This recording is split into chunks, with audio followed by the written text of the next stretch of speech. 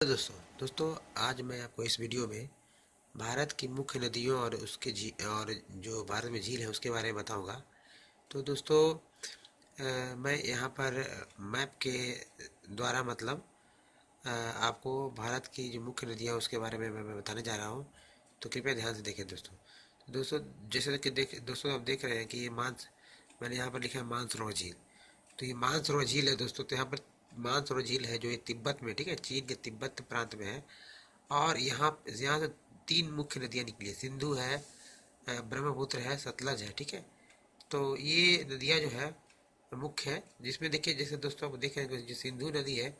सिंधु नदी जो है, सिंधु नदी का उद्गम मानसरोवर झील के निकट ही हुआ है और इसकी लंबाई कुल है 2900 किलोमीटर। और ये भारत में जो जम्मू कश्मीर राज्य है तो उसके लद्दाख जिले में प्रवेश करती है, ठीक है। तो लद्दाख जिले में प्रवेश करती है और यहाँ पर बहुत सारी नदियाँ उसकी सहायक नदियाँ के रूप में उसको उसमें मिलती है, जैसे कि जास्कर है, ठीक है, नुब्रा, श्योक, हुंजा। जास्कर, नुब्रा, श्योक, हुंजा है, ये मिलती है सिंधु नदी में मिलती है, ठीक है। और सिंधु नदी जो है सिंधु नदी में बलूचिस्तान तथा गिलगित से बहते हुए अटक में पर्वतीय क्षेत्र में ये बाहर निकलती है। यानी कि सिंधु नदी बलूचिस्तान तथा गिलगित से बहते हुए अटक में पर्वतीय क्षेत्र से बाहर निकल जाती है। जैसा कि आप देख रहे हो दोस्तों, इसकी लंबाई लंबाई जो है 2900 किलोमीटर है, ठीक है। और ये जैसा कि आप देख रहे हो कि इसकी कई नदियां हैं। तो यहाँ पर जो सिंधु नदी है तो सिंधु नदी जो सबसे उत्तर की ओर से, उत्तर पश्चिम की ओर से बह रही है, ठीक है। और सतलज नदी है जो ये मानसरोवर झील से सतलज निकली है। और सतलज नदी सबसे दक्षिण दक्षिण में है, जैसा कि आप देख रहे होंगे, ठीक है। ब्यास है, चेनाब है। तो झेलम नदी जो है, झेलम नदी में चेनाब चेनाब का मिलन हो जाता है, ठीक है। तो झेलम चेनाब एक दूसरे से मिल जाते हैं और आगे चल के रावी भी इसमें मिल जाती है, ठीक है। और यही सतलज नदी, ये जो ऊपर के तीन नदियां हैं, ब्यास, चार नदियां, ब्यास, चेनाब, रावी, झेलम, ये सब आगे चलकर सतलज में मिल जाती है। और सतलज जो है ये मीठान कोट के पास, जो कि पाकिस्तान में मीठान कोट के पास ये सारी नदियाँ, पांच नदियाँ सिंधु नदी में मिल जाती है। और धीरे धीरे ये कराची, धीरे धीरे ये दक्षिण की तरफ बहती है। और कराची, जैसा कि आप देख रहे हैं, कराची से पूर्व की ओर अरब सागर में मिल जाती है, ठीक है। तो सिंधु नदी के मैदान का ढाल बहुत धीमा है और सिंधु द्रोणी का एक तिहाई से कुछ अधिक भाग भारत के जम्मू कश्मीर, हिमाचल प्रदेश और पंजाब में बहता है। यानी कि एक तिहाई भाग जो सिंधु नदी का एक तिहाई भाग जो है, एक तिहाई थोड़ा सा अधिक जो है कि जम्मू कश्मीर, हिमाचल हिमाचल तथा पंजाब से होकर बहती है, ठीक है। ये सारी नदी यानी सिंधु नदी तंत्र जो है ये तीन राज्यों से होकर बहती है। उसके बाद दोस्तों जैसा कि आप देख रहे हो कि ये जम्मू कश्मीर राज्य में बुलर झील है। तो बुलर झील जो है जम्मू कश्मीर राज्य में है, ठीक है। और सतलज नदी पर, जैसा कि आप देख, सतलज नदी पे गोविंद सागर बांध बनाया गया है। गोविंद सागर बांध बनाया गया, नागर, इसे भाखा नांगल बांध भी कहा जाता है, ठीक है। तो ये सर ये दोस्तों था सिंधु नदी। अब दोस्तों जैसा कि देख रहे हैं कि गंगा नदी है। तो गंगा नदी के पहले मैं आपको मानसरोवर झील के पास तिब्बत से सांगपो नदी निकलती है, ठीक है। सांगपो नदी यानी ब्रह्मपुत्र नदी। तो ये ब्रह्मपुत्र नदी है, जैसा कि आप देख रहे हो कि ये सिंधु से थोड़ा सी लंबी है, नदी है। और ये अरुणाचल प्रदेश में, ठीक है। तो अरुणाचल प्रदेश में, जैसा कि आप अरुणाचल प्रदेश में जैसा कि आप देख रहे हो कि दिहांग के पास से भारत में प्रवेश करती है, ठीक है। तो ये यहाँ पर अरुणाचल प्रदेश में नमचा वर्मा शिखर है। तो यहाँ पर जब ब्रह्मपुत्र नदी पहुँचती है, यानी कि सांगपो नदी पहुँचती है, तो यहाँ यू आकार में, अंग्रेजी के यू आकार में अरुणाचल प्रदेश में गार्ज के रूप में प्रवेश करती है, ठीक है। तो गार्ज के रूप में यहाँ प्रवेश करती है। और फिर ये अरुणाचल से असम और असम होते हुए बांग्लादेश में जाती है। तो बांग्लादेश में ये ब्रह्मपुत्र नदी जो है जमुना कहलाती है, ठीक है, जमुना कहलाती है। और बाद में गंगा का जब इससे मिलन होता है तो गंगा से मिलने के बाद ये मेघना बनकर ये बंगाल की खाड़ी में गिर जाती है। ठीक है। अब है दोस्तों कि जैसे कि आप देख रहे होंगे कि गंगा नदी, तो भारत की मुख्य नदी गंगा नदी है। और ये उत्तराखंड के जो है गंगोत्री हिमनद से निकली है। उसी की सहायक नदी है यमुना, ये भी यमुनोत्री हिमनद से निकली है।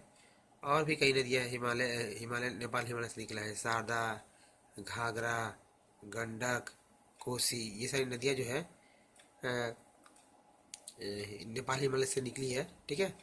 तो गंगा नदी के उत्तर से शारदा, घाघरा, गंडक, कोसी, ये सब गंगा नदी में मिलती है। और जो दक्षिण से यमुना है, यमुना है, ठीक है, यमुना है। और प्रायद्वीपीय नदी जो चंबल नदी है, बेतवा नदी है, और सोन नदी, ये जो है दक्षिण से आकर गंगा नदी में मिलती है। ठीक है। और फरक्का तक जाती है। फरक्का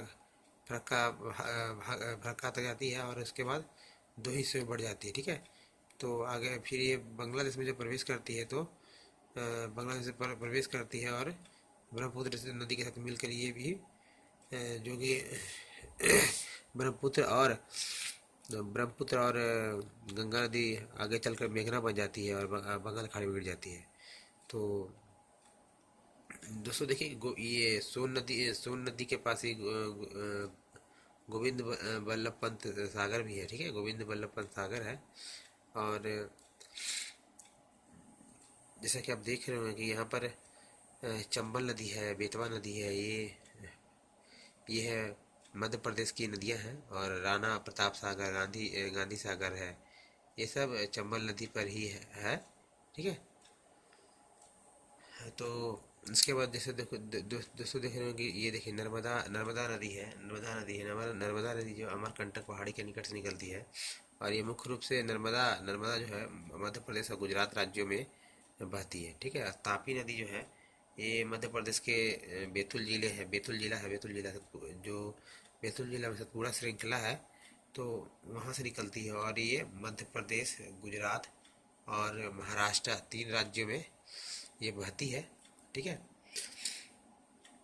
उसके बाद जैसे दोस्तों देखे दक्षिण की सबसे लंबी नदी गोदावरी नदी है, 1500 किलोमीटर लंबी है। ठीक है। तो 1500 किलोमीटर लंबी है और ये नासिक जिले में पश्चिमी घाट की ढालों से निकलती है। ठीक है।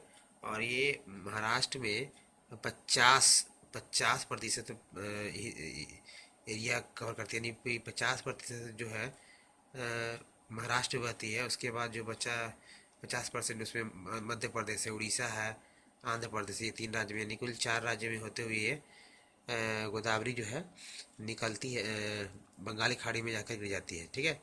तो यहीं पर दोस्तों देख सकते निजाम सागर, जैसे आप देख रहे हैं, निजाम सागर है, नागार्जुन सागर है, ये कृष्णा नदी पर नागार्जुन सागर बना हुआ है। और ये कृष्णा नदी जो है, कृष्णा नदी उसके पहले जैसे मैं आपको महानदी के बारे में बताऊंगा कि महानदी जो है ये उड़ीसा राज्य में है और ये 860 किलोमीटर लंबा है। और इसका उद्गम जो है छत्तीसगढ़ में हुआ है। ये मतलब उसकी उत्पत्ति जो है छत्तीसगढ़ में हुआ है। और दोस्तों उड़ीसा में ही चिल्का झील है। ठीक है। उड़ीसा में चिल्का झील है। तो चिल्का झील है दोस्तों। और इसके बाद है जैसे कि आप देख रहे हो कि कृष्णा नदी के बारे में, तो कृष्णा नदी जो है ये कृष्णा नदी निकलती है महाराष्ट्र के महाबलेश्वर जो कि पश्चिमी घाट में है, तो महाबलेश्वर से निकलती है। और इसकी लंबाई 1400 किलोमीटर है।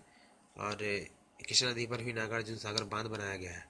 ठीक है। तो ये महाराष्ट्र, कर्नाटका और आंध्र प्रदेश से होते हुए बहते हुए बंगाली खाड़ी में गिरती है। कोलोरी झील जो है आंध्र प्रदेश राज्य में ही है। कोलोरी झील जो है आंध्र प्रदेश राज्य में ही है। उसके बाद तुंगभद्रा नदी है, तुंगभद्रा नदी भी है दोस्तों। और लिंगामक्की झील है। ठीक है। तो इसके बाद कृष्णराज सागर झील है। और कावेरी नदी दोस्तों, तो कावेरी नदी ये 760 किलोमीटर लंबी है नदी है और पश्चिम घाट के ब्रह्मगिरी श्रृंखला से निकलती है।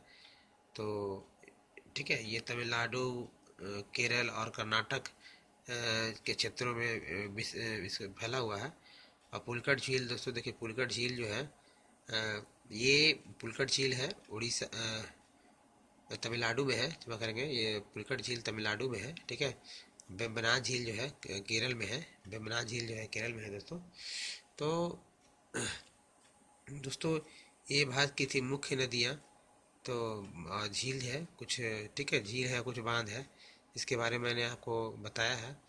और इसे दोस्तों बार बार देखिए ताकि आपको ये और अच्छी तरह समझ में आ जाए, ठीक है दोस्तों। तो दोस्तों अगर ये वीडियो आपको अच्छा लगा हो तो कृपया मेरे चैनल को सब्सक्राइब करें, ठीक है, ताकि मैं और उत्साहित होकर और भी कई सारे वीडियो आपके लिए ला सकूं। धन्यवाद दोस्तों।